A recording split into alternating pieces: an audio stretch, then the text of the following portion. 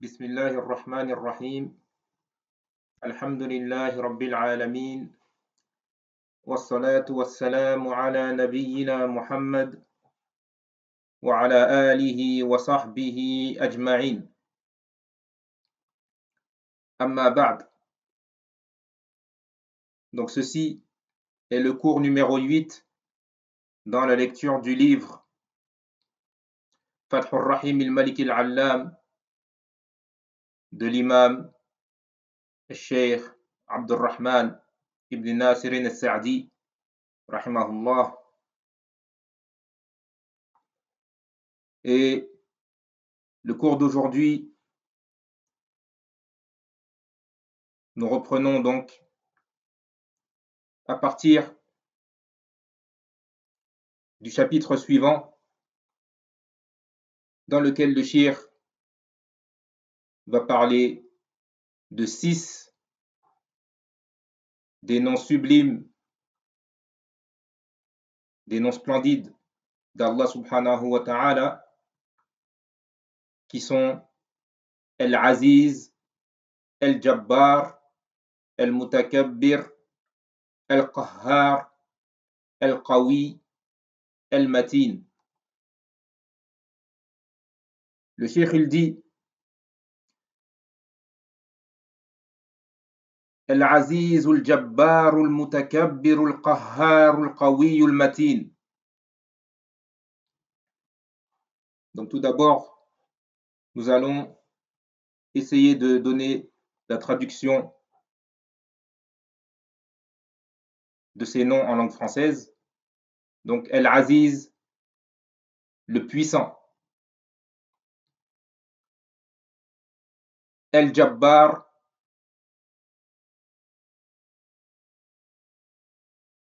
après avoir parcouru les différentes explications des savants sur le nom Al-Jabbar, il m'est apparu que la meilleure des choses n'est de ne pas le traduire. La meilleure des choses est de ne pas le traduire,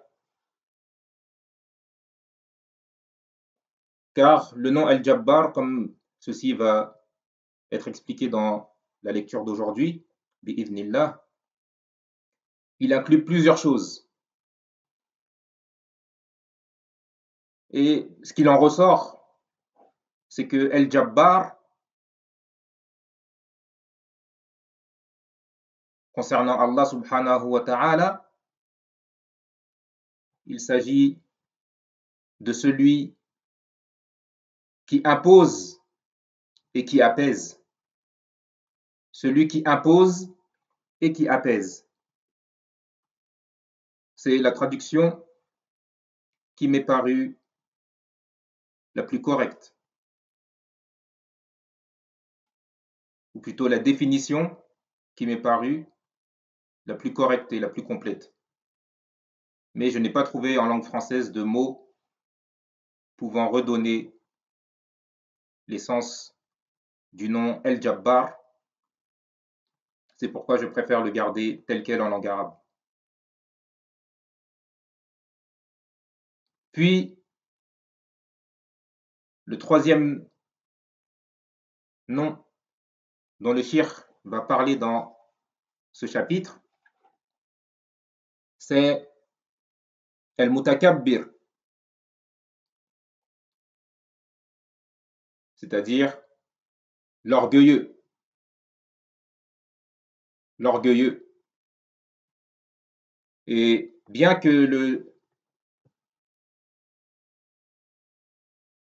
le mot orgueilleux soit négatif en ce qui concerne les créatures,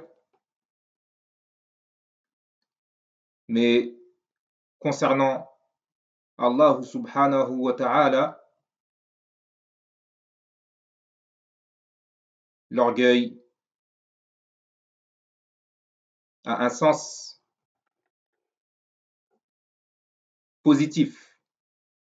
Et concernant Allah subhanahu wa ta'ala, c'est une qualité et non pas un défaut, car l'orgueil a plusieurs sens dans la langue française, et parmi les sens de l'orgueilleux, c'est celui qui a un caractère de majesté et de beauté. L'orgueilleux, celui qui a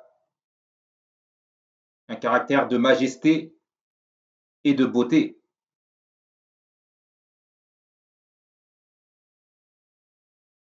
Et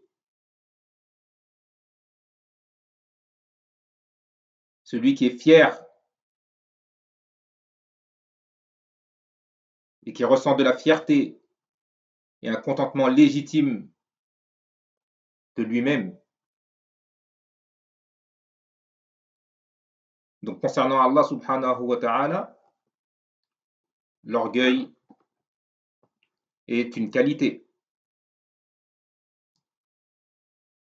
Puis le quatrième nom dont le cheikh va parler dans ce chapitre, c'est Al-Qahhar, qui est traduit par le dominateur suprême. Al-Qahhar, le dominateur suprême. Puis le cinquième nom, Al-Qawi, Al-Qawiyu, qui est le fort, le fort. Et enfin, le sixième et dernier nom dont le cheikh va traiter ici, c'est Al-Matin. Et la traduction qui m'est parue la plus appropriée pour le nom Al-Matin, par rapport aux différentes explications que j'ai pu voir, c'est le robuste. Le robuste.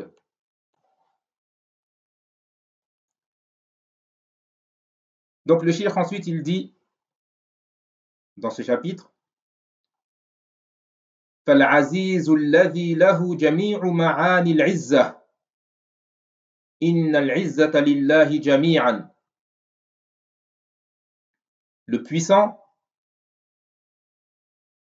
concernant Allah subhanahu wa ta'ala, c'est celui qui a regroupé tous les sens, qui a regroupé tous les sens de la puissance, toutes les significations de la puissance. Puis le cheikh a cité le verset dans lequel Allah subhanahu wa ta'ala dit Innal izzata lillahi jami'an. La puissance, certes la puissance tout entière, appartient à Allah subhanahu wa ta'ala.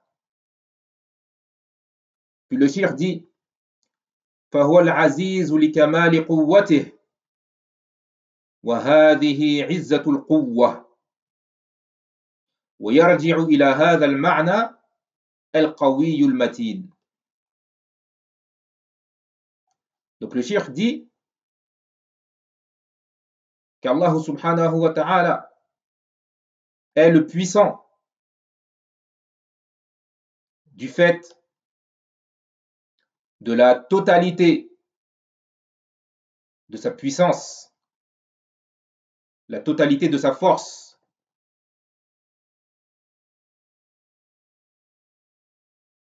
la globalité de sa force et la perfection de sa force. Et il dit, cette puissance est la puissance de force, la puissance de force. Nous allons voir dans ce qui va suivre que le cheikh a donné trois sens, trois significations à la puissance concernant Allah subhanahu wa ta'ala. Le premier sens donc est la puissance de force. Puis il dit le cheikh, et c'est à cette signification, c'est à ce sens que reviennent les noms Al-Qawiyul Matin, le fort, le robuste.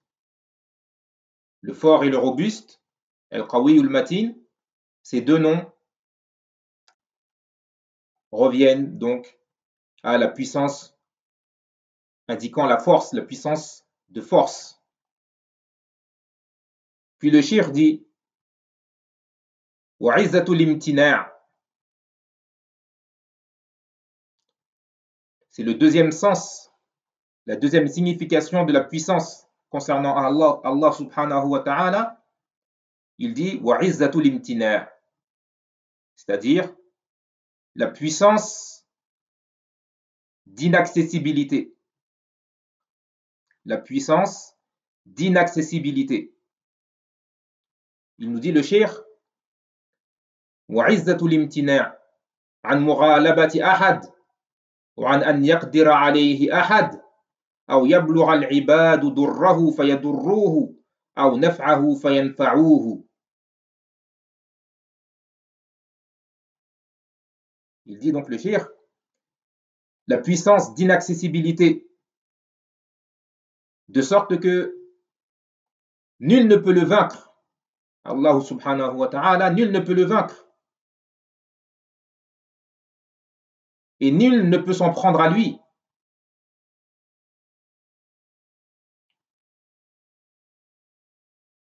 D'où le sens de l'inaccessibilité, qu'il est inaccessible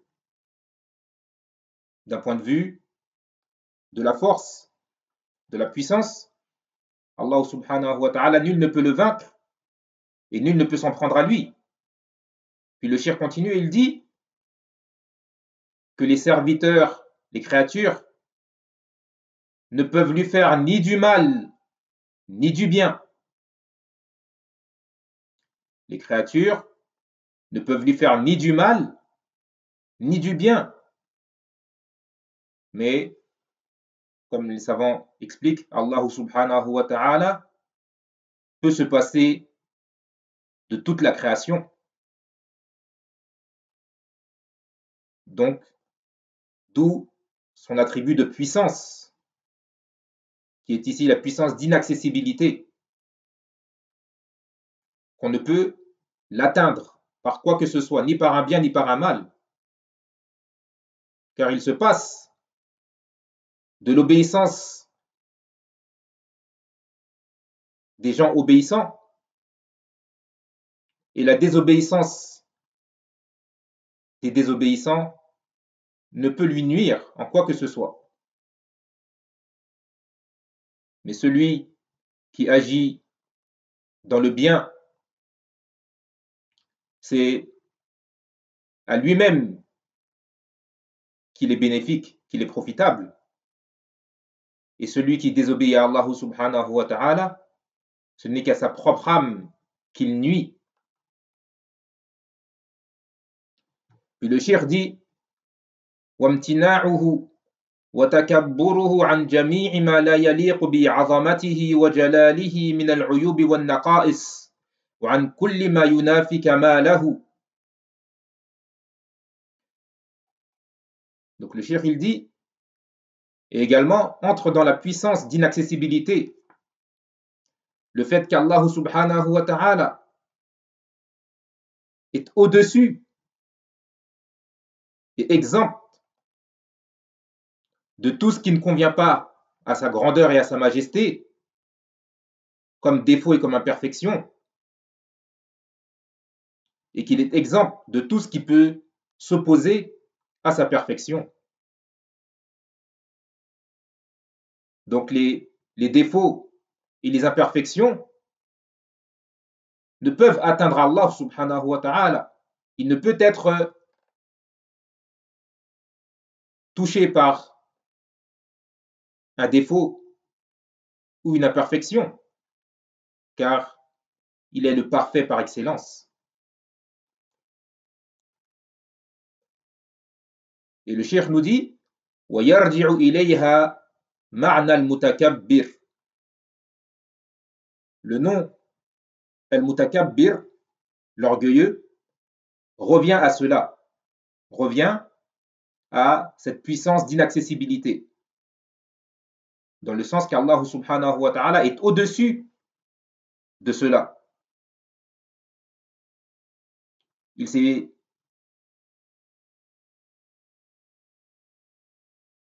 préservé de toute imperfection et de tout défaut, d'où sa grandeur et sa fierté. Puis il nous dit le shir, مع أن المتكبر اسم دال على كمال العظمة ونهاية الكبرياء مع دلالته على المعنى المذكور وهو تكبره وتنزهه عما لا يليق بعظمته ومجده وجلاله. Donc le cheikh nous dit, donc c'est à ce sens donc de puissance d'inaccessibilité que revient le nom Al-Mutakabbir, l'orgueilleux, bien que ce nom, Al-Mutakabbir, l'orgueilleux, indique également la plénitude de sa grandeur, c'est-à-dire qu'Allah subhanahu wa ta'ala a la grandeur totale et ultime. Allah subhanahu wa ta'ala a la grandeur totale et ultime. Donc, ma'adilalatihi, comme il nous dit le shir, donc, tout en indiquant également le sens cité précédemment et le fait qu'Allah subhanahu wa ta'ala est au-dessus et exempt de tout ce qui ne convient pas à sa grandeur, à sa gloire et à sa majesté. Puis le shir dit ensuite, al-ma'na thalithu izzatul qahr. Le troisième sens, la troisième signification de la puissance d'Allah subhanahu wa ta'ala, c'est la puissance de domination et d'assujettissement. La puissance de domination et d'assujettissement. Il nous dit, المعنى الثالث عزة القهر الدال عليها اسم القهار. Donc, la troisième signification, ou le troisième sens de la puissance d'Allah subhanahu wa ta'ala, c'est la puissance de domination et d'assujettissement auquel indique le nom Al-Qahhar, le dominateur suprême.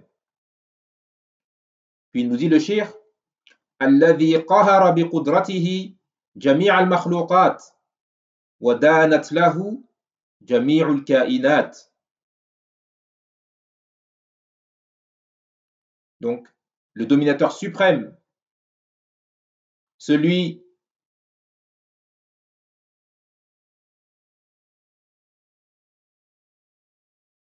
qui domine ou celui qui a assujetti toutes les créatures par son pouvoir, celui qui a assujetti toutes les créatures par son pouvoir et auquel tous les êtres sont soumis. فنواصي العباد كلهم بيده وتصارف الملك وتدبيراته بيده والملك بيده فما شاء كان وما لم يشأ لم يكن. De ce fait, les toupets de toutes ces créatures sont dans sa main, de même que la gestion du royaume des cieux et de la terre, la gestion du royaume de tout l'univers et son organisation, tout cela est dans sa main. De même que la royauté tout entière est dans sa main. Donc ce qu'il veut est, et ce qu'il ne veut pas n'est pas. Puis le shir poursuit et il nous dit فالعالم العلوي والعالم السفلي بما فيها من المخلوقات العظيمة كلها قد خضعت في حركاتها وسكناتها وما تأتي وما تذر لمليكها ومدبرها. Donc, les mondes supérieurs et inférieurs, les cieux et la terre, avec tout ce qu'ils comprennent comme immenses créatures, tous sont soumis à leur maître et celui qui les régit. Ils sont soumis à lui dans leurs mouvements et dans leur inaction, dans ce qu'ils font et dans ce qu'ils délaissent. فليس لها من الأمر شيء ولا من الحكم شيء. Donc, ils ne possèdent rien, ils n'ont rien.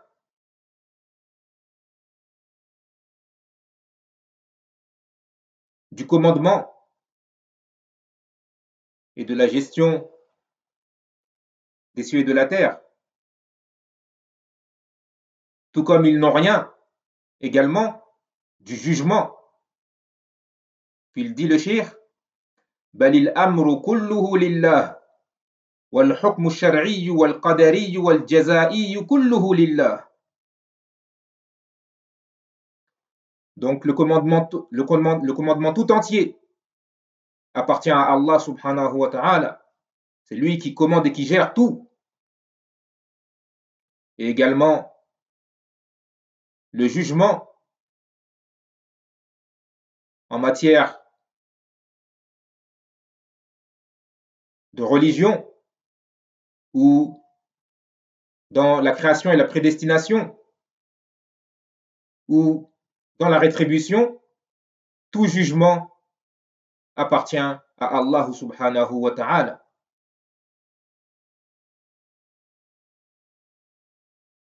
Ce que le shir veut dire ici, c'est qu'Allah subhanahu wa ta'ala, c'est lui qui juge par rapport à la religion, ce qu'il convient de légiférer, ce qu'il ne convient pas de légiférer. Et par rapport à la création et la prédestination, ce qu'il convient de créer et ce qu'il ne convient pas de créer, ce qu'il convient de faire arriver et ce qui ne convient pas de laisser arriver.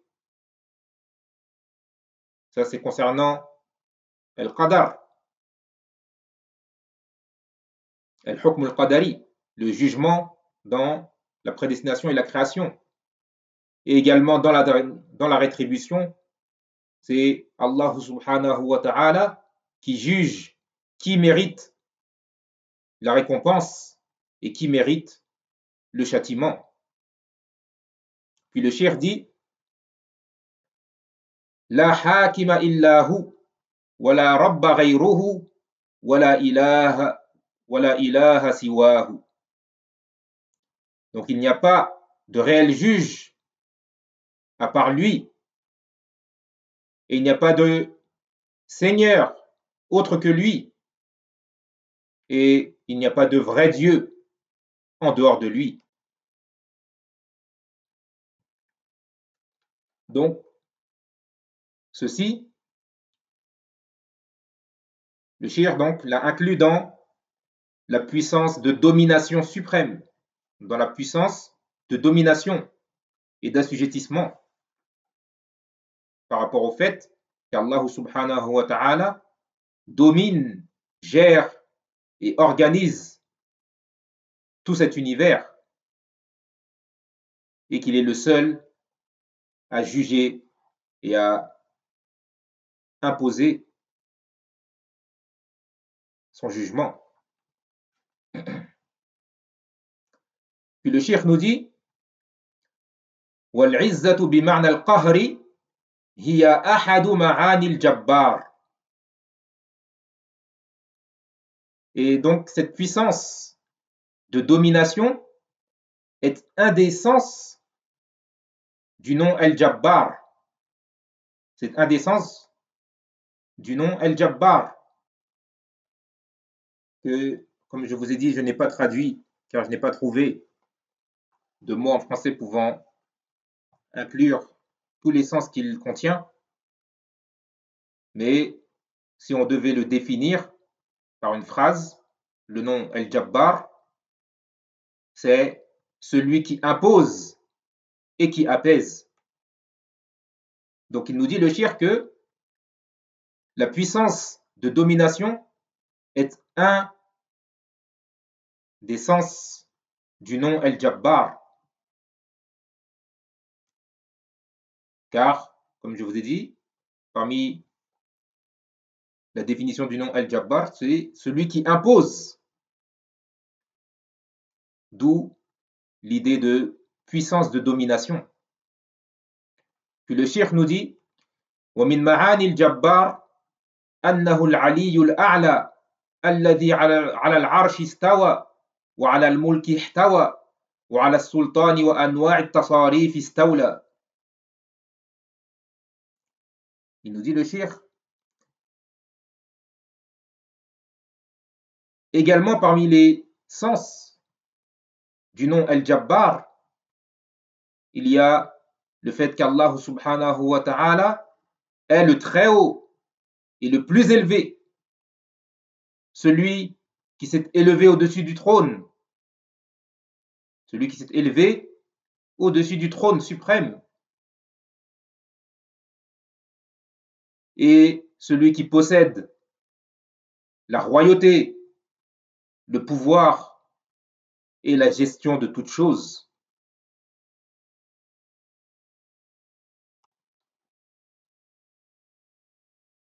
Puis il nous dit le cheikh ومن معاني الجبار معنى يرجع إلى لطف الرحمة والرأفة.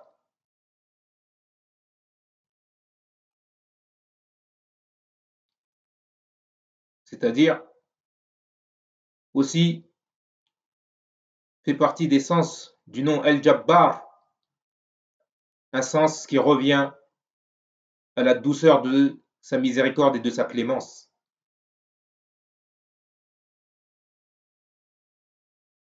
Parmi les sens du nom El-Jabbar, il y a donc ce qui revient à la miséricorde d'Allah subhanahu wa ta'ala et à sa clémence. Le cheikh nous dit وهو الذي يجبر الكثير ويغني الفقير ويجبر المريض والمبتلى. C'est-à-dire, pour expliquer ce qu'il vient de dire, il nous dit, c'est-à-dire qu'Allah subhanahu wa ta'ala est celui qui va apaiser les cœurs brisés, celui qui va apaiser les cœurs brisés,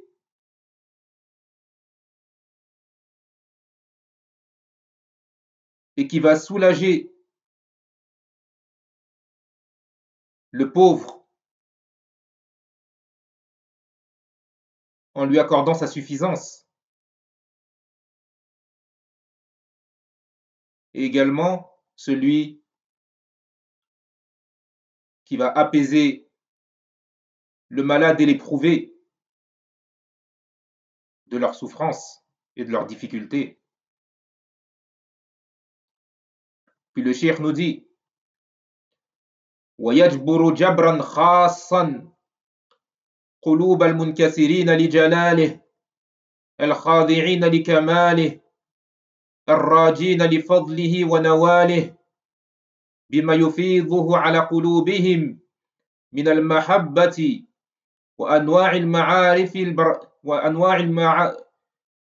وأنواع المعارف الربانية والفتوحات الإلهية والهداية والإرشاد والتوفيق والسداد.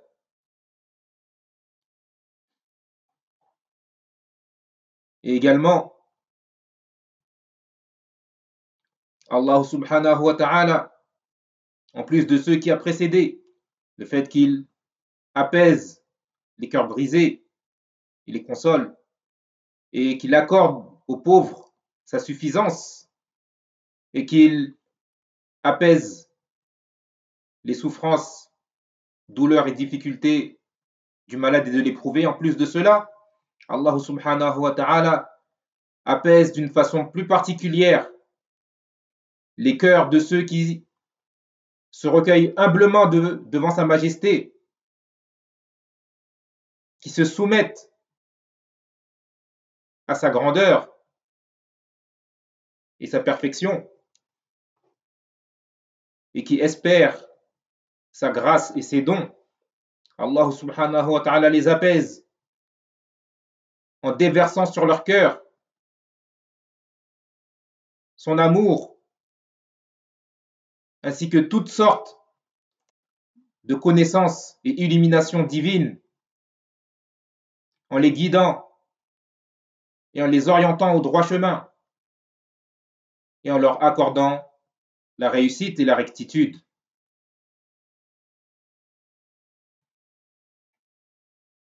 C'est ainsi que se termine ce chapitre, dans lequel nous pouvons résumer qu'Allah subhanahu wa ta'ala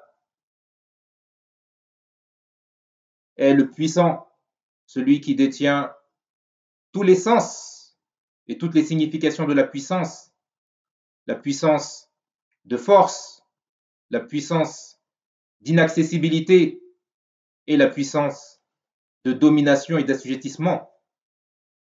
Et qu'Allah subhanahu wa ta'ala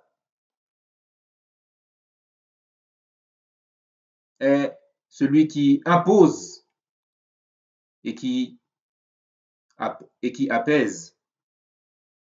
Qu'Allah subhanahu wa ta'ala est celui qui impose et qui apaise à la fois. هذا وصلى الله وسلم على نبينا محمد وعلى آله وصحبه أجمعين والحمد لله رب العالمين.